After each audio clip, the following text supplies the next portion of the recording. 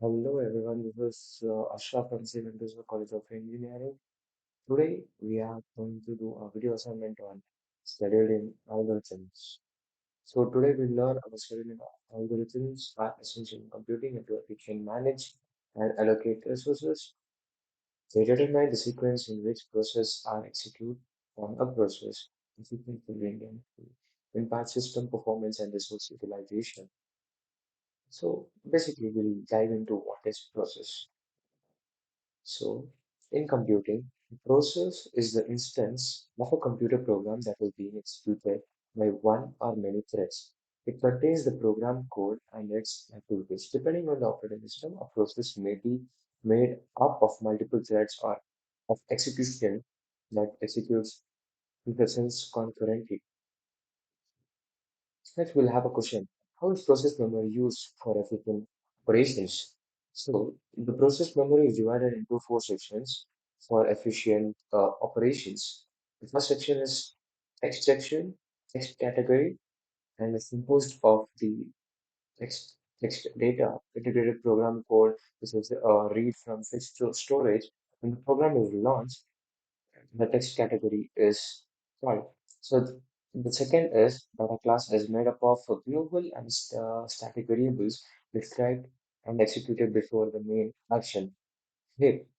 Heap is used for flexible or dynamic memory allocation and is managed by calls to new, delete, malloc, free, etc. The stack. The stack is used for local variables. The space in stack is reserved for local variables when it is announced. So we'll have a question. What is process scheduling? So the process scheduling is the process of the process manager handling the removal of an active process from the CPU and selecting another process based on a specific strategy. So process scheduling is an integral part of multi-programming applications. Such operating systems allow more than one process to be loaded into usable memory at a time. Unloaded shared CPU process uses repetition time.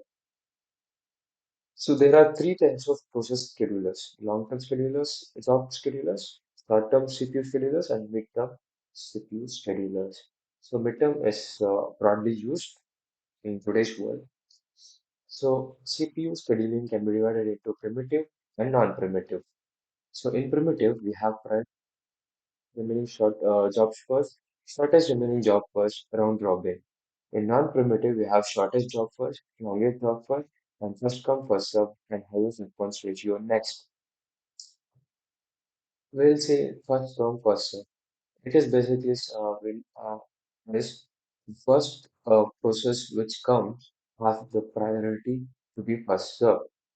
So consider the simplest one, all the operating systems scheduling algorithm. First come, first served scheduling algorithm states that the process that requires the CPU first is allocated the CPU first and is implemented by using FIFO queue.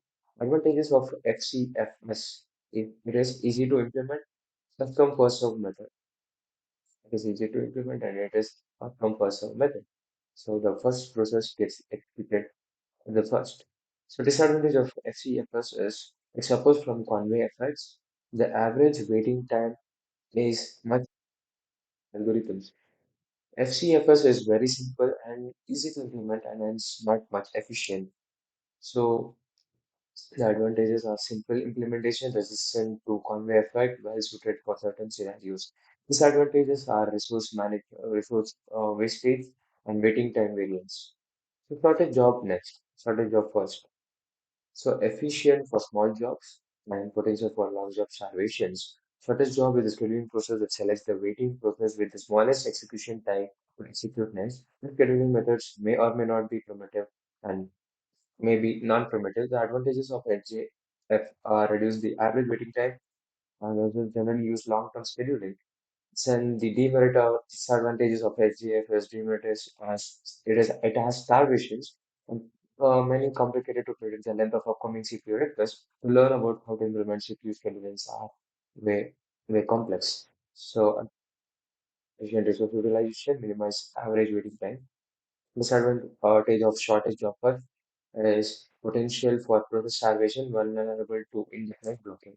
So priority scheduling, the priority scheduling CPU scheduling algorithm is a preemptive a primitive method of CPU scheduling algorithm that works based on the priority of a process. In this algorithm, the editor sets the function to be as important, meaning that the most important process must be done first. Advantage of priority scheduling is the average waiting time is less than FCFS.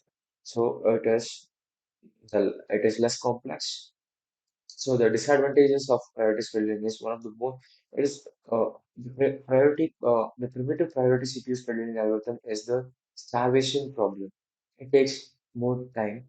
This is the problem in which the process has to wait for a longer amount of time to get executed into the CPU. This condition is called a starvation problem.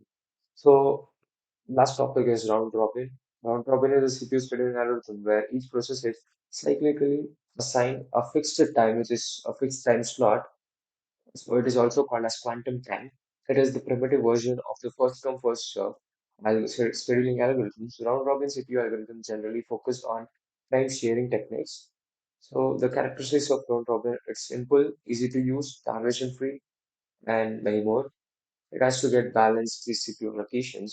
One of the most widely used methods in the CPU scheduling as a core, it is considered primitive as a process are given to the CPU for very limited time.